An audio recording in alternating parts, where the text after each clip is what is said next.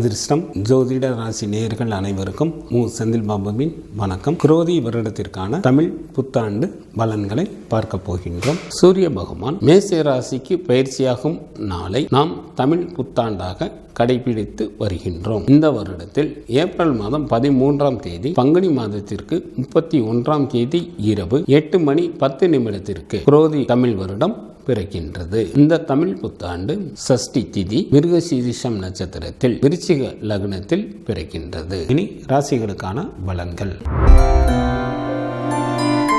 அனைவரிடமும் விசுவாசத்துடனும் அன்புடனும் இரக்கத்துடனும் நடந்து கொள்ளக்கூடிய மீனராசி அன்பர்களை தங்களது ராசி அதிபதியான குரு பகவான் தங்களது ராசிக்கு 2 மற்றும் 3ஆம் இடத்தில் அமர்ந்தும், சனி பகவான் இந்த வருடம் முழுவதும் தங்களது ராசிக்கு விரயஸ்தானத்தில் அமர்ந்தும், தங்களது ஜென்ம ராசியில் ராகு பகவான் அமர்ந்தும், ராசிக்கு 7ஆம் இடத்தில் கேது பகவான் அமர்ந்தும் பலன்களை வழங்குகின்றனர். குரு பகவான் தங்களது ராசிக்கு 3ஆம் இடத்தில் அமர்ந்து தங்களது ராசிக்கு 7ஆம் இடமான கலத்திரஸ்தானத்தையும், ராசிக்கு 9ஆம் இடமான பாக்கியஸ்தானத்தையும், ராசிக்கு 11ஆம் இடமான லாபஸ்தானத்தையும் பார்க்கின்றார். இதனால் இந்த குரோதி வருடம் மீனராசி அன்பர்களுக்கு தன்னம்பிக்கை மிக்க வருடமாக அமைய போகின்றது. குருவின் சுப பார்வையானது மீனராசிக்கு 7ஆம் இடத்திற்கு வருவதால் திருமண வயது வந்தும் திருமணம் ஆகாமல் காலம் தாழ்த்தி கொண்டே இருந்தவர்களுக்கு திருமணம் கைகூடி வரும். தொழில் கூட்டாளிகளுடன் இருந்து வந்த பிணக்குகள் நீங்கும். வேலை தேடிக்கொண்டு இருப்பவர்களுக்கு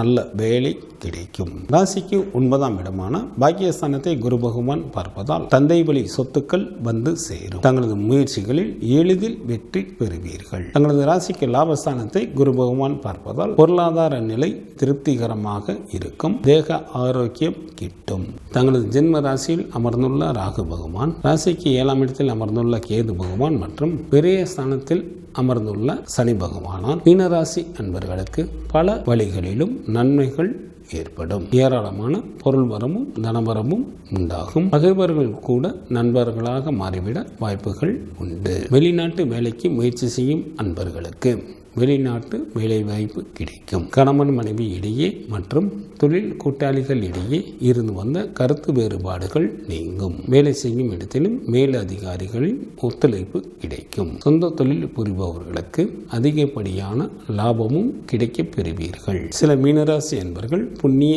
ஸ்தலங்களுக்கு சென்று வருவீர்கள். அரசு சம்பந்தப்பட்ட காரியங்கள் தங்களுக்கு ஏதேனும் இருந்தால் அதனை வைகாசி, ஆவணி, மார்கழி மற்றும் தை மாதங்களில் மேற்கொண்டால் எளிதில் அந்த வேலைகள் நடைபெறும். மீனராசி என்பவர்களுக்கு தற்சமயம் விரயசனி நடந்து கொண்டு இருப்பதால் பண விஷயங்களில் யாருக்கும் ஜாமீன் கொடுக்க வேண்டாம். உடல் ஆரோக்கியத்தில் சற்று கூடுதல் கவனம் செலுத்துவது நல்லது. பெண்கள் விஷயத்தில் கவனத்துடன் செயல்பட வேண்டும். மற்றவர்கள் விஷயங்களில் தலையிடாமல் இருப்பது மிகவும் நல்லது.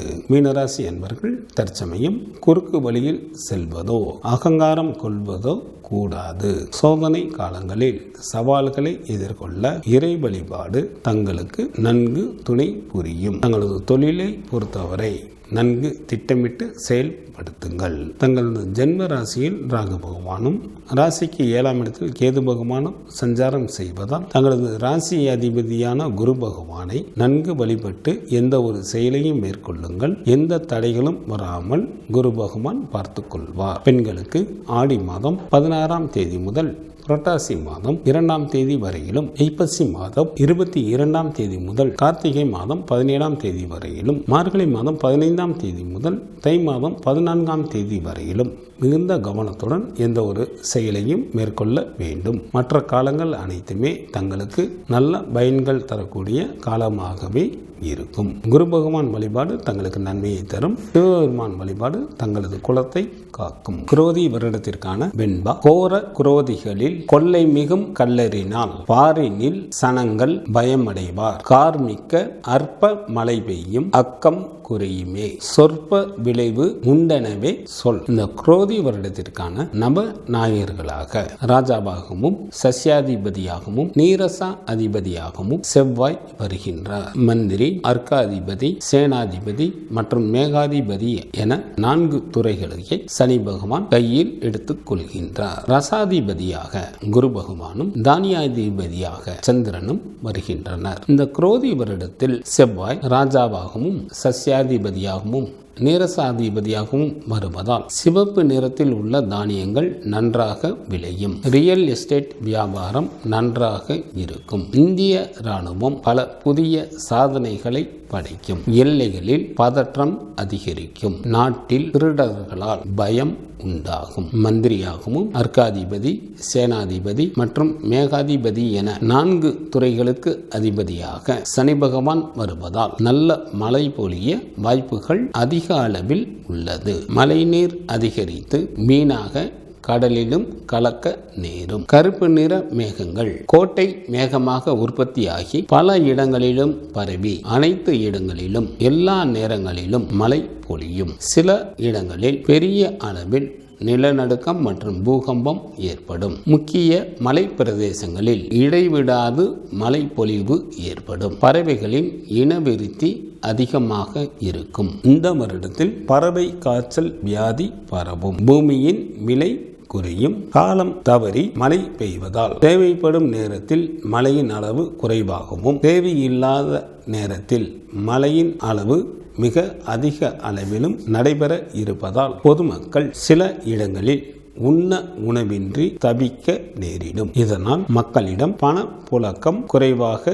இருக்கும். சில இடங்களில் பசியும் பட்டினியும் அதிகரிக்கும். இராணுவத்திற்காக அதிக அளவு பணம் செலவு செய்ய நேரிடும். ரசாதிபதியாக குரு பகவான் வருவதால் குழந்தைகளின் கல்வி சுமை அதிகரிக்கும். கல்வி கட்டணங்கள் கூடும். மின்சார கட்டணமும் உயரும். தானியாதிபதியாக சந்திரன் வருவதால் வெல்லம், புளி, உப்பு, இரும்பு, கண்ணாடி, துத்தநாகம் மற்றும் பிளாஸ்டிக் பொருட்களின் விலை உயரும். இந்த வருடத்திற்கான வருட கிரகங்களின் பயிற்சிகள். குரு பயிற்சியானது சித்திரை மாதம் 18ஆம் தேதி, மே மாதத்திற்கு 1ஆம் தேதி புதன்கிழமை மாலை கார்த்திகை நட்சத்திரம் 2ஆம் பாதமான ரிஷப ராசிக்கு பயிற்சி அடைகின்றார். இந்த வருடத்தில் சனி பகவான் மற்றும் ராகு பகவான், கேது பகவானின் பயிற்சிகள் இல்லை. இங்கு சொல்லப்படுபவை எல்லாம் பொது பலன்களே. பொது பலன்களான இவற்றில் தங்களது ஜாதகத்தில் நடைபெற்று வரும் தசா புத்திக்கு ஏற்ப மாற்றம் நிகழும் என்பதையும் நினைவில் வைத்துக் கொள்ளுங்கள்.